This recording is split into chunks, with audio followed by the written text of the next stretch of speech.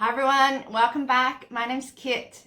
Today I wanted to make this video. It's a bit of a challenge video and I wanted to kind of invite you along for the journey. This month I wanted to do something called, Frugal February. A friend of mine came up with that title. So last month, I don't know if you're like me, I did a whole lot of declutter. You might have watched a documentary on decluttering and inspired you, or some videos on YouTube. So I did a whole lot of decluttering, and this month in February, I wanted to focus on not buying anything except the essentials. So that's why we called it Frugal February. I did it a while ago. So 2 years ago, I did the same thing.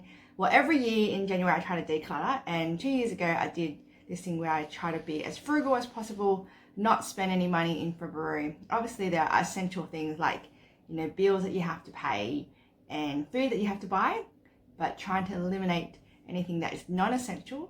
And that way you got a month to think about it, maybe delaying the purchasing to see, do I actually need that?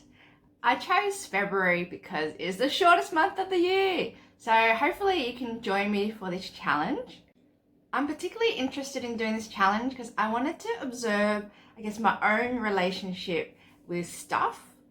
It can be quite easy to really love buying stuff.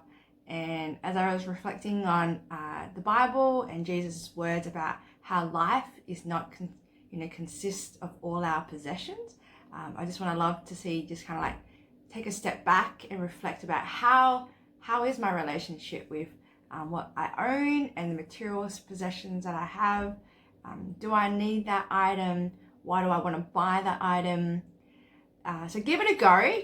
Give Frugal February a go and let me know. It's always fun doing things together, and it might not go perfectly. So let me share with you my experience that happened 2 years ago. So I was doing Frugal February. However, my car died, and then I had to get a replacement car because, I was like, do I wait? But then I really needed some transportation. So that meant my budget just went up another $2,500, or my spending went up another $2,500.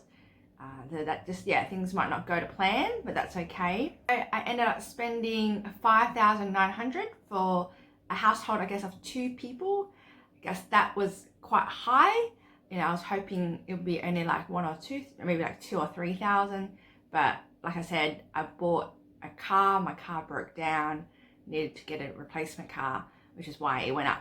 But yeah, give it a go. Do some tracking on your spending. I think it's actually quite a fun thing to do. Looking back and seeing, what did I spend it on? Why did I buy that? What are the things that you are tempted to buy? Can you delay that purchase? I find it's such an interesting exercise to do. So yeah, challenge yourself.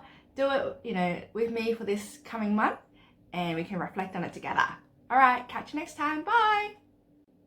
So 2 years ago, I can tell you exactly what I spent because I have written it all down and how much I spent on it.